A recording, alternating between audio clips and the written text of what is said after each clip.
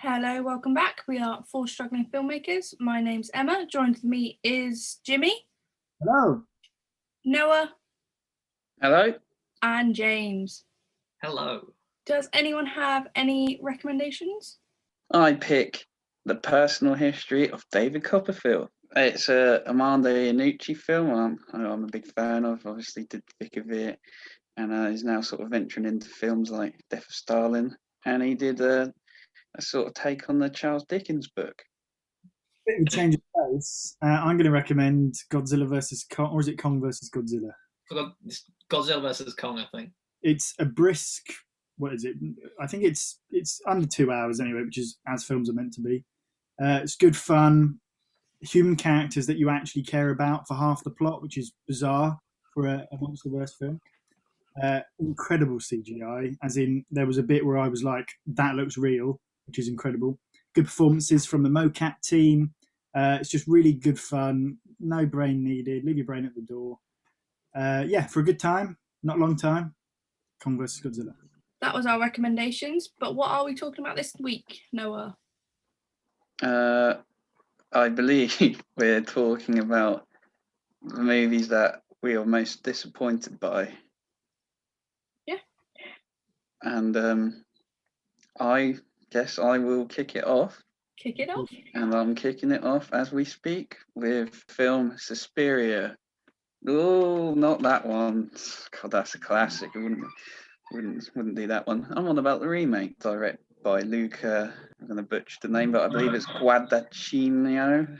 Yeah. Bit different because this is a horror. Obviously, it's a remake of this classic, which is. Ta-da. So I first saw this film in the cinema when it came out because I was excited reasonably. I watched the trailer and I saw that it was all going to be completely different to the original. It was going to be quite dull colours, going to be a completely polar opposite in many ways to the original. I was like, okay, yeah, that makes sense. And so I went in there, watched it. It's quite long, about 2.5 hours.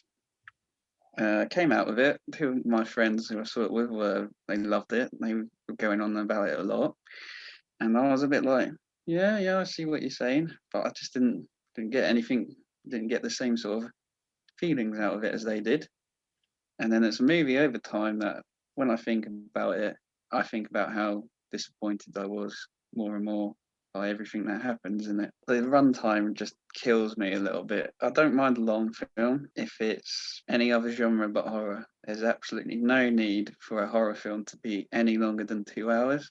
Obviously, there is the exception with maybe like The Shining, which I think is like 2 hours 20, is it? Something like that. This is a longie, and there's a lot going on in it. Probably too much. Too many eggs in one basket. There's an Easter reference there for the fans. There's some decent stuff. I like the cast for the most part. Tilda Swinton, I think, is good. She obviously plays three roles, and she's quite good. You've got Dakota Johnson, who's decent. I just don't like the sort of this whole film, like especially these days with like the whole sort of like, oh, but this is elevated horror, look at how look at the atmosphere, spooky.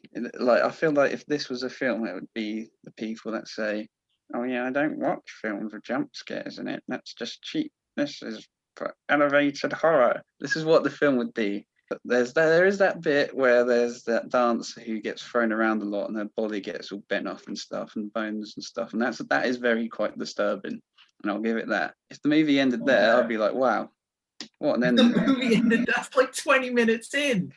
Exactly. I'll be like, what a remake. They've done really well here. It's worth mentioning the completely uninspiring soundtrack from Tom York as well, who I quite like, the singer from Radiohead. This is just so uninspiring, whatever that song is. And then sort of the finale where everything goes a bit mad. I was just like, I really couldn't care less about what's happening on screen right now. It didn't have an effect on me. Well, it had a negative effect on me. I hated it. Well, I'm glad we're in the same boat here, Jimmy. Yeah, I wouldn't like this film. I wonder if anyone here likes this film. Oh my god. I had to suffer through all of what you just said. I'm someone who didn't watch Suspiria, the first one, ahead of time going into this one. So Yeah. I went to the cinema and saw this Suspiria first. And only like 2 weeks ago did I choose to watch the original for this discussion. And You know, there's two completely different experiences, and I think the newer one is leagues better, personally. They sort of do throwback sort of filming techniques. There's the sort of the 70s zoom, where it zooms sort of wobbles into people's face really quickly, which at first you're like, oh, that's a little throwback, but then you just get very tired of it. It sort of loses its effect, sort of like after literally after the first time they do it, like, oh, okay, you're doing it again, are you? You've got a film that has way too much plot, none of which works, the remake, and a film that has basically no plot, except it has a situation, it doesn't have a plot.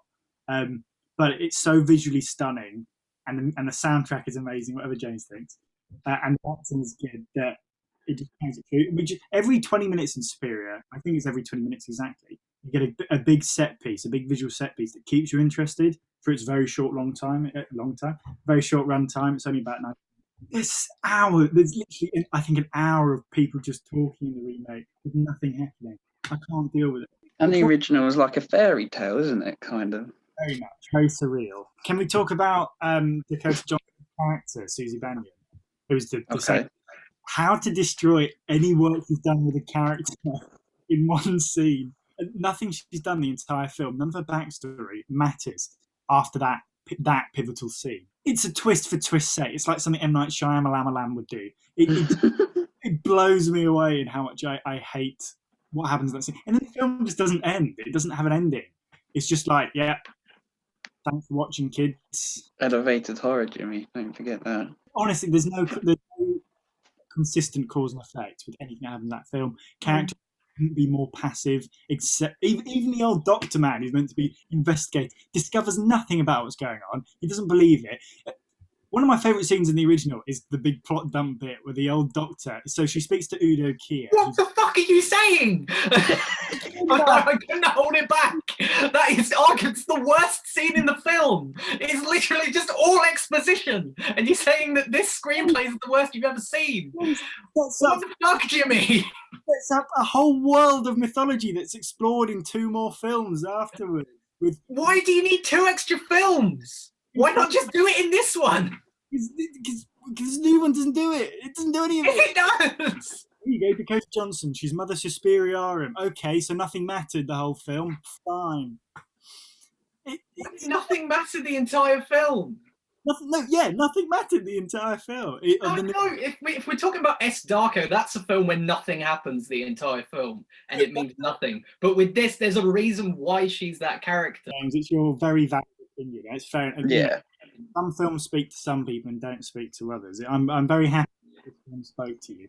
It whispering sweet nothings in my ear. I thought it was a very interesting and unique horror film. Just a way of doing a horror film, because most horror films you kind of go in with a certain expectation of it's just going to be, you know, a bunch of jumps, bunch of gore, but with this, it actually had some character development behind it. It had some good drama and plot I thought was quite interesting. The dynamic between the witches was quite good. You know, the power hierarchy that they had. The acting, I genuinely think Tilda Swinton was robbed of any awards for this film, because I didn't know that she played 3 roles until after the film.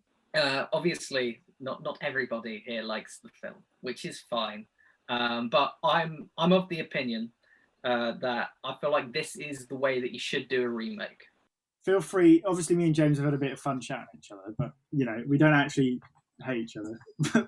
But if you're gonna go on the comments and like have a go at the film, don't have a go at people's opinions of the film, because that's not very nice. So that's all I'll say. Like, James isn't wrong for having that opinion. It's his opinion, and he argued it very well. Changing genres, switching it up.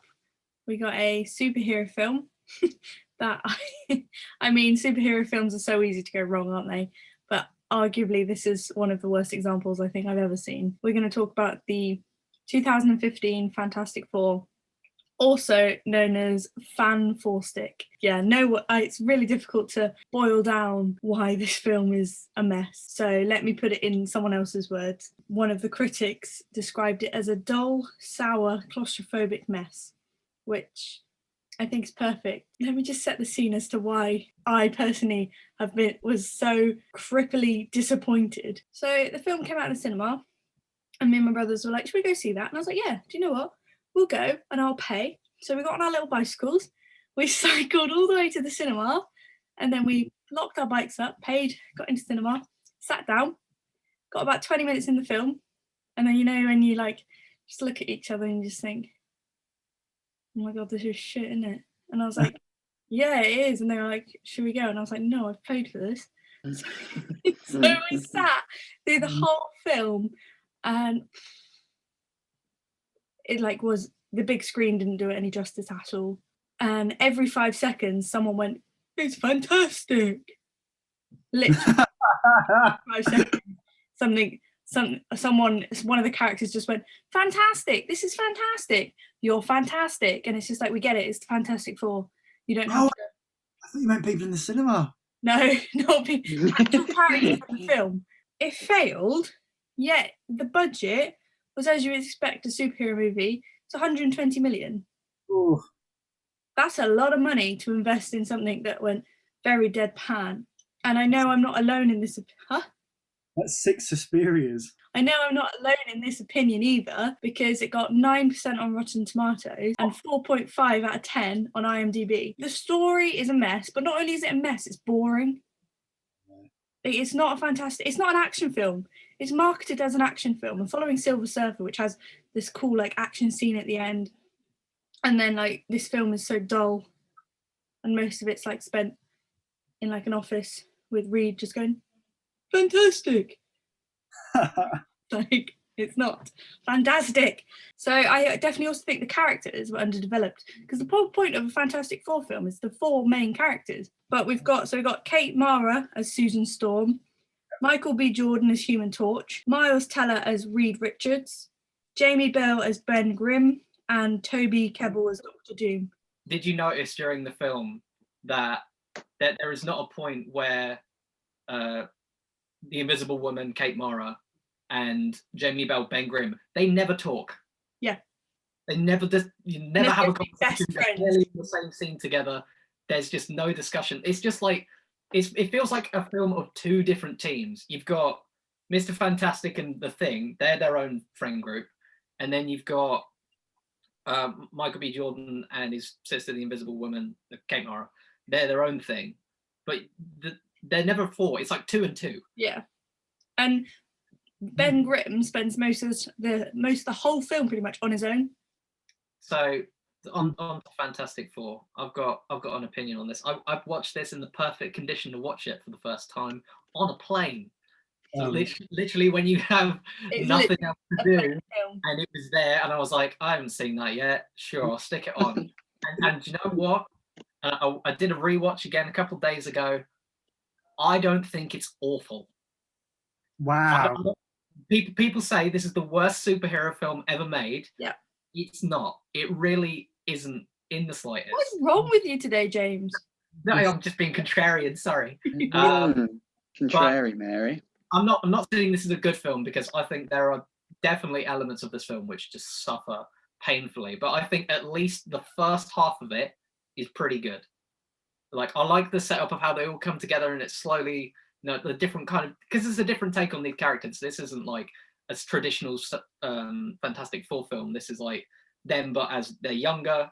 I remember the director, Josh Trank. Obviously, he had a bit of trouble making this film. Like, there was a lot of behind-the-scenes drama and whatnot, and that's where a lot of the budget came from. They had to do reshoots basically to fix the second half of the film, and those reshoots weren't very good. I feel like it's a good pick for most disappointing film ever, because this has like no character to it whatsoever. It's so flat and bland.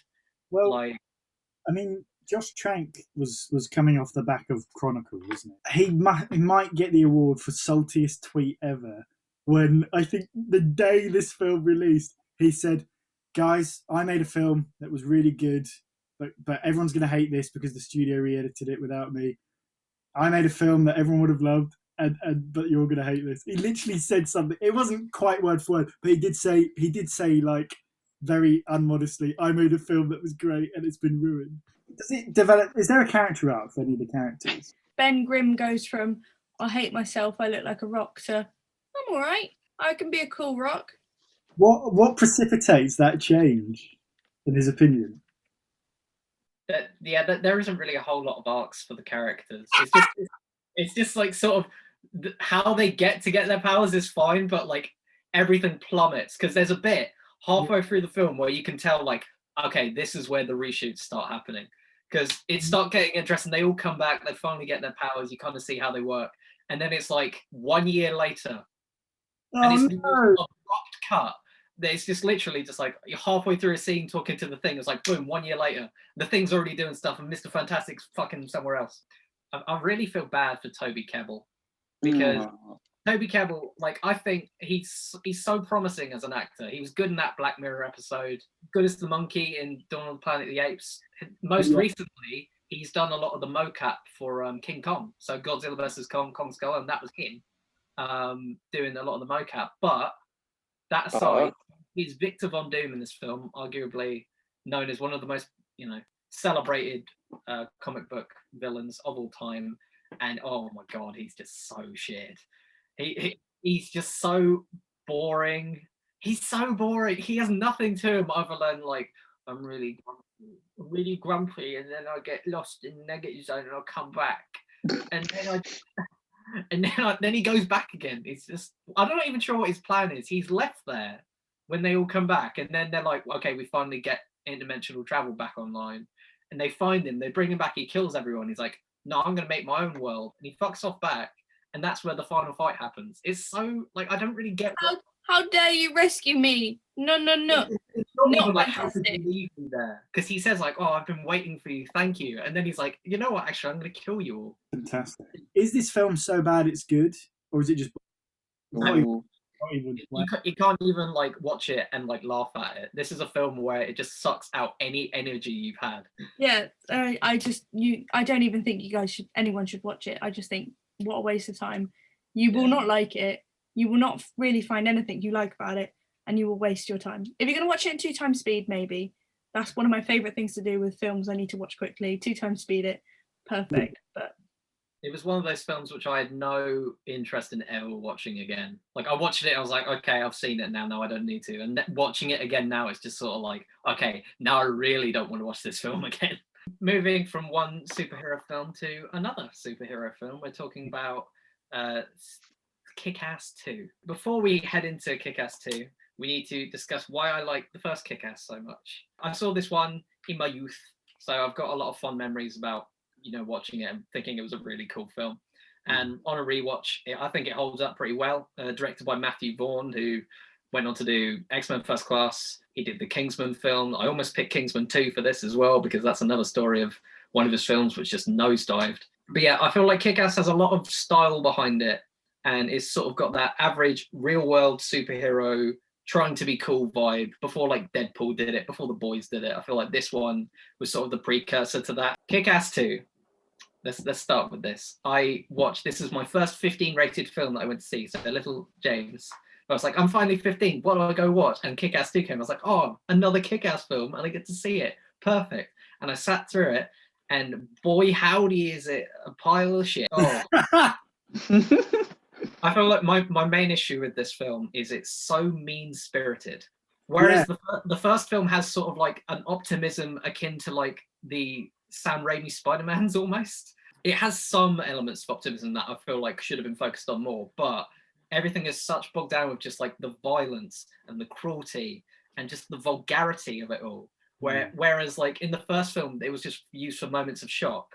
Like the first big violent, like massive fight scene is where Hit Girl comes in and kills everyone. And that's just a massive turning point in the story where it shows like, oh shit, I'm kind of in over my head here. Whereas with this one, I think they took the wrong lessons from it. Where it's just like, oh, the first film had violence, let's do that, but more. It's trying to be cool. Whereas the first film, all the stuff was happening and it's showing like, you shouldn't do this. This isn't cool because this is basically real life. In this, it tries to go full superhero film. And it just doesn't work. It's just, compared to the first one, it's such a step down. It's a full flight of stairs down, even. The first film was written by Jane Goldman, and she's done quite a few films. I think she was on X-Men First Class? But I can't remember. But she's done some films. You might know her as Jonathan Ross's wife. And not personally. She had a voice. she had a voice in the first film that I thought worked quite well. But obviously Kick-Ass 2 was directed and written by Jeff Wadlow, who hasn't really done a whole lot since, and it shows because this is just not very good. Jim Carrey's in it. Oh yeah, I've seen Jim this, Carrey. and I have no recollection of anything. I saw it in the cinema. I heard that Jim Carrey refused to promote the film. Yeah, he Now, did. If that doesn't tell you, Wow. There's a very specific reason why he didn't do it though. So basically, he did the film, and then I think he either watched a rough cut and he kind of understood what they were going for, where it wasn't just punchy violence. This was like slicing and like stabbing and like brutality and stuff. And this was in the wake of Sandy Hook. Yeah, and he was basically like, you know what, I'm going to step back. I kind of don't want to promote. You don't want to be involved in that violence. The first film, obviously, a lot of people remember Chloe Grace Moretz, Aaron Taylor-Johnson, Christmas Past, all very good. Nick Cage. Nick Cage was the standout. People remember Nick Cage as sort of like the weird, he like over fantasizes about superheroes. He's basically Batman, but like a real life version of Batman. And he's very weird and kooky, and that's kind of an aspect of the film that works. And for this, they obviously can't use Nick Cage because he's dead, because he died in the last film. So like, what do we do? So they bring in Jim Carrey, and Jim Carrey's one of my faves. So I was like, oh, what a great replacement. No. Jim Carrey is completely miscast in this film. He's just like not Jim Carrey at all. And like a lot of the stuff you expect Jim Carrey to do, like, you know, be sort of like elasticating, like, you know, be goofy because he's Jim Carrey, isn't here. And that's fine. Like, if that's not the sort of character you want to do, that's okay, because Jim Carrey can do a lot of other things. But he's like, I just don't remember anything about his character whatsoever. And not only that, he's wasted. He's only in like 1/3 of the film and then he dies. Yeah, pointlessly. And they kill his dog as well, don't they? They do. Well, no, I remember because they were like, they kill him and then they're like, oh, do we kill the dog? It's like, no, we're not completely evil. And I'm like, okay, it doesn't go that far. Yeah. And in this film, Christmas Past is the main villain, and oh god, he just doesn't. He's not a threatening presence. And if you wanted to do a comedy villain, that's fine, but he's just not funny. There's like an attempted rape scene at one point, which says all I need to say about that. That there is an aspect of this film that I like. There is sort of they do this sort of ragtag Justice League kind of thing, where because of Kick-Ass, there's these new heroes who like inspired by you and go around and fight crime. And I think that's kind of cute and funny. I like all the different like personas they make for themselves, and they're all just people, just regular guys. One of them's his best mate, and he's trying to act all tough, and that's quite funny. But that again, this is Kick-Ass 2, and half the film is relegated to Hit Girl, and Hit Girl in this film decides that they want to do Mean Girls. Oh yeah, with the bit. Yeah, so like she's basically told, you can't be a superhero anymore. You need to go to high school, and then they do Mean Girls, and it's not like good. A mess. It's annoying because it's half the film as well, and I don't want to watch any of it. But it's all completely unbelievable. It's like this woman who's killed hundreds of people would not have any social anxiety at a school. Yeah. Like, if somebody chatted to her the wrong way, she'd just fucking punch him in the face or whatever. It really disappointed me, because to go from such a high with Kick-Ass, a film which kind of deconstructs the superhero genre before that was a thing, before like the whole meta aspect of superheroes, you know, became more popular culture than superheroes were popular culture apparently. And then to go to Kick-Ass 2, which is just the complete opposite, like leaning into those stereotypes and just being really mean. Before we came on, I was going to say how mean this film was. I'm so glad you said it first, James. There are some disgusting, horrible scenes. I love like the schlockiest B-movie stuff. I like films in bad taste if they do it with the right tone. And this film just is disgusting in parts. They were the perfect ages for that film. Like Aaron Taylor-Johnson had that sort of like scratchy voice, that sort of like teen vibe, which I thought was perfect. Hit Girl was like the exact right age for that sort of comedy to work, where she was just old enough to do that sort of thing, but young enough to be like, she shouldn't be doing that. What? And Christmas Past was sort of like the nerdy kid just coming off the back of McLovin, so that's perfect. That was 2010. and Kick-Ass was 2013. So like a 3-year difference. And it made all the difference because now like Aaron Taylor Johnson's like this buff, massive dude. They're trying to pass him off as like this teenager still. And like Hit Girl's like now a few years older. And I guess that's kind of what they make her story about. But like, there's none of that works anymore because it was fun the first time, but try and do it again is just like. Then they try to make her weird romance at the end with Kick-Ass, which was weird. Yeah. It sounds like what happened was they didn't know what genre they were going for, so they kind of tried all of them. Yeah. As soon as they lost Matthew Vaughn, they should have said, "Let's not do this." Jimmy, I have a theory. So I see the DVD Donnie Darko so many times in charity shops. I think it's the most amount of like singular films that I've seen in charity shops. Really? I think it's probably because people don't get it, and so they send it to charity shops. I got And Casino Royale, I see a lot in charity shops. No. Yeah. I see loads of them. Well, talking about Donnie Darko, should we move on to S.DARKO? Yeah. Hang on, let me Another just get it. sequel has made today's list. Who would have thought? We don't like sequels or remakes. Look, it must be a sequel because it says in tiny letters Donnie Darko 2. So 8 years after Donnie Darko, a group of people who had nothing to do with Donnie Darko came together and said, Donnie Darko, good film, needs a sequel. Because Donnie Darko is a film that screams that it needs a sequel, isn't it? No. Exactly. So S.DARKO, the plot revolves around Samantha Darko, who is Donnie's little sister, played again by Davy Chase. Yeah, she's the only thing that returns from Donnie Darko. None of the quality or character or anything. Patrick Swayze died, I think, didn't he? Yes, Patrick Swayze was going to be in this. We'll talk about that in a bit. We pick up the film in a dream sequence thing, where she's walking around a field. Samantha Darko is basically, we get the impression, it's never actually stated, but she's run away from home with her best friend Corey. Couldn't tell you anything about her character. She doesn't have any. She shows her midriff a lot. She's got a highlight in her hair that changes over the course of the film. They're going to go to Corey's parents and because her dad has a club and they're going to become dancers there. That's their dream. But the car breaks down for some reason and they run into Randy, played by Ed Westwick, who is not so popular these days, who pulls up with his black shirt and his sunglasses and his convertible car. He's like, I can fix it. So they start at this motel while he fixes the car. Meanwhile, in this small town, there's lots of different stories going on, none of which mean anything. And this particularly strange character called Iraq Jack. Oh, yeah.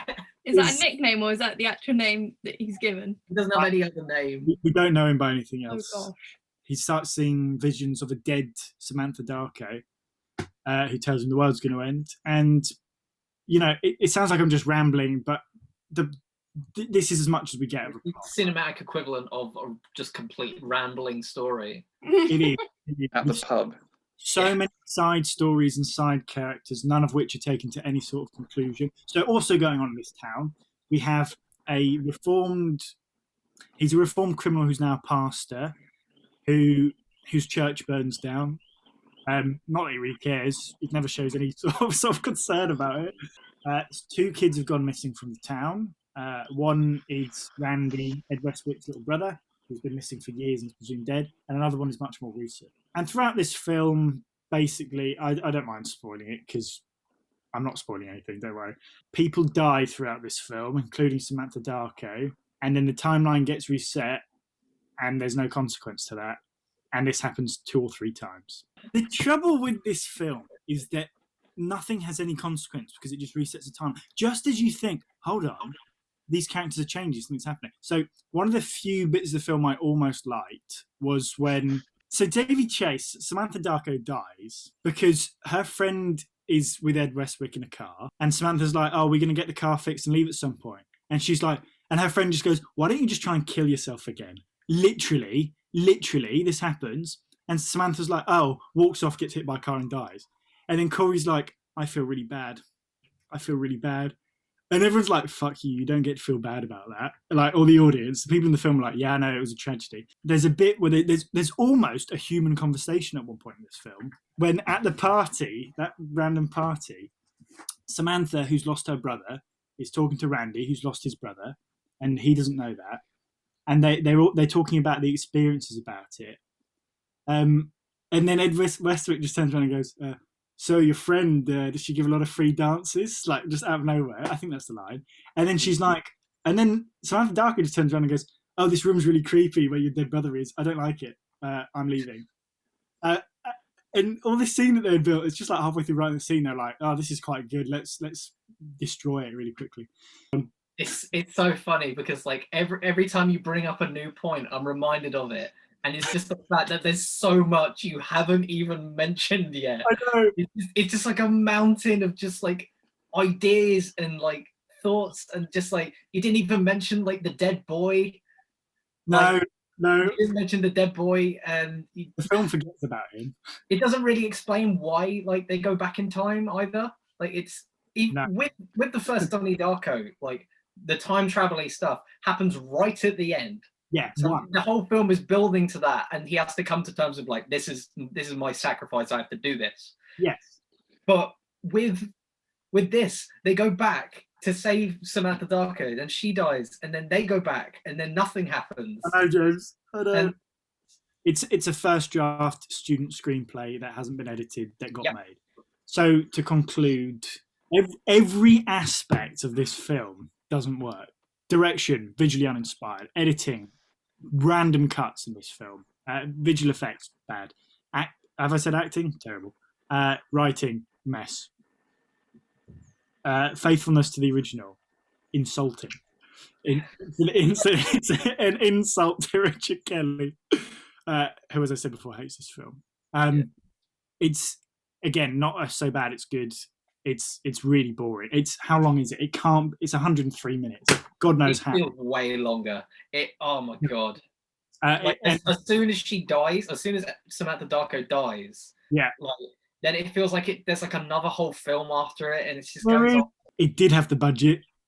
It's still couldn't do anything. It didn't. It's infuriating.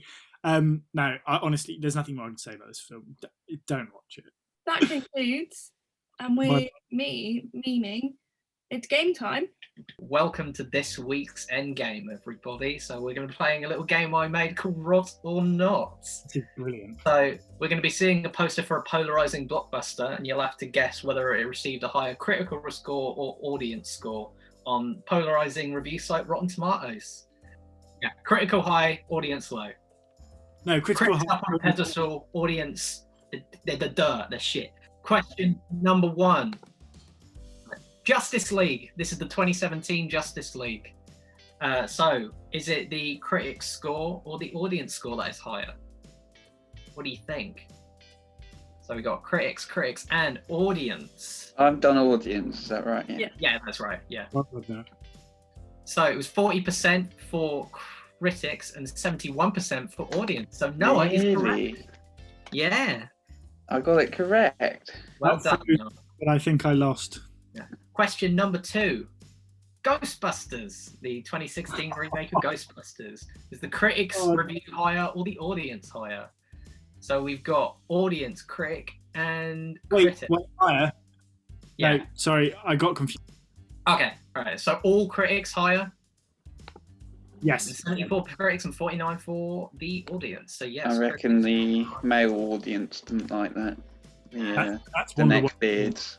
It's definitely one of the worst films. films Number I've seen. 3. Star Wars: The Rise of Skywalker. I almost did Last Jedi, but I thought that would be too obvious. So, Rise of Skywalker. What do you think? The critics or the audience put it higher? Noah's going with critics. Emma's going with critics. Audience. I can reveal 53 and 86. So it was the audience. Well done, Jimmy. Right. I hated it. I thought it was terrible. Question number 4. Really bad, isn't it? Was pretty bad. Even that poster. Amazing Spider-Man 2. I have no idea. The second one in the rebooted Spider-Man, which is now defunct. Emma's gone with the audience. Jimmy has gone with the critics. And Noah going with critics as well. Oh, is Jimmy changing? All right. No, I'll stick. All right, locking it in. So we got critics, audience, and critics. 51. I think Emma's right. 64. So audience got it. Emma gets the point. I don't know why I should have gone with one guy. Yeah. I Question don't number know. 5. Yeah. Godzilla King of the Monsters. So this is the Godzilla sequel, the one just before Godzilla vs. Kong. So we've got audience from Emma. No idea about these films. It's hard to read what people think about these films. Yeah, You don't know. Make this quiz so hard. Copy Emma. Again, Emma we wrote another. last time. It was really rubbish, and I love Godzilla. So No, I'm going to be different. always going to be different. All right, so Jimmy going with critics, and he's wrong. The audience was higher. Emma and Of course Noah it was. get the point. Question number 6. Captain Marvel. Everyone's favourite That's middling gotta be. Marvel film. Wait, got- no, sorry, critics. I keep getting confused. Critics, and critics. You guys are on the It's gotta ball be. with critics for that one. Yeah, it's a strong female character. So the neckbeards didn't like that, did they? Nah. I didn't like Question it. number 7.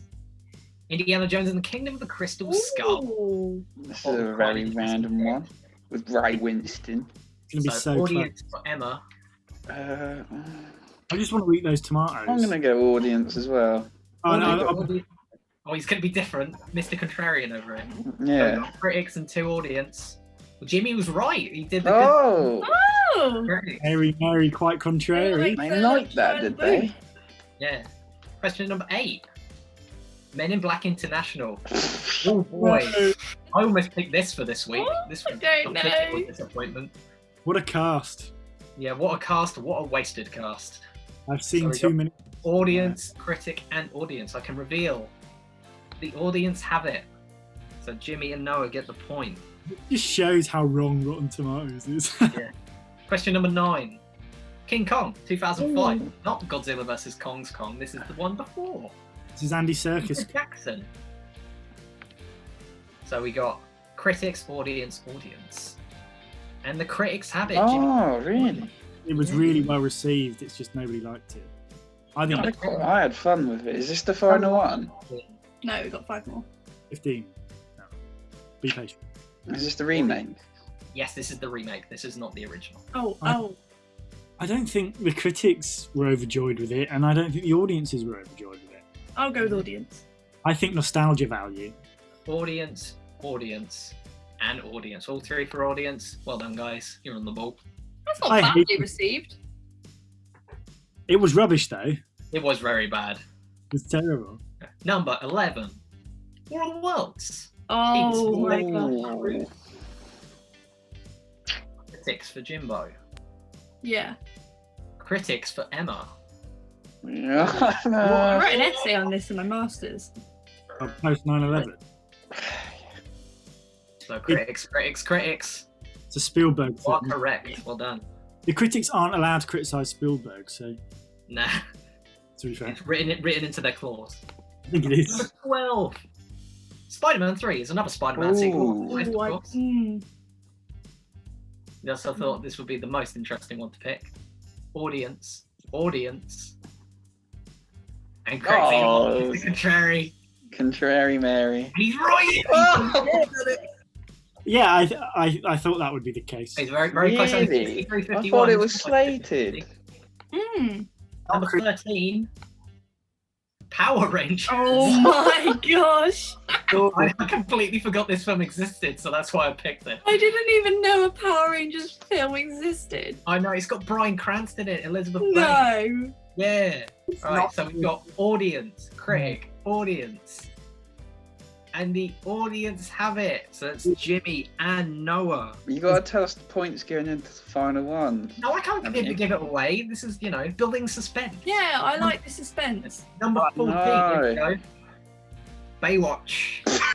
Oh my gosh, this was badly received, wasn't it, by the critics? I mean, it's got Right. Zac Efron. Audience. Oh no, it's critics.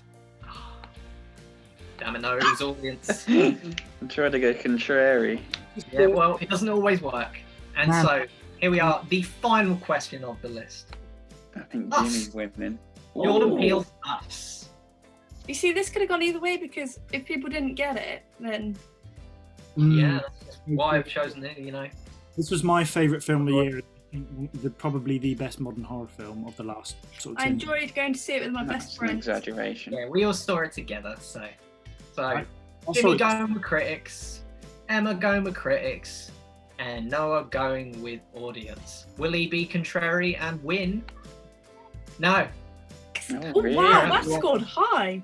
Gordon it did Pickle. indeed. It should have done it. It was fantastic. It was amazing. Visionary. Better than Get Out. Yeah. And that's that. So I can reveal the scores now. Has Emma finally won? No. In second place, we got joint second, Ooh. Ooh. is Noah and Emma.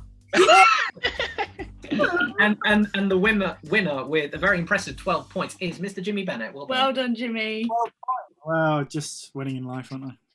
What are your winner's thoughts? I just know what the critics are thinking. I mean, it just shows that my opinion on Suspiria is the one that counts. No. Brutal. Well, guys, we hope that you didn't find that as disappointing as we found this week's films. But as always, you guys continue to stay safe. We'll continue to struggle. Have fun. Have fun. You're right. Have a fantastic day. Yay. Oh, we need some Britty. We need something to pick us up. We're going to need to take my eggs out the sun. Hang on. What? That's like a line that would be in S.DARKO and then not referenced again. Eggs out the sun. Oh, you mean your Easter egg? I thought you meant Oh. Yeah. We all- Why you got eggs in your room? No.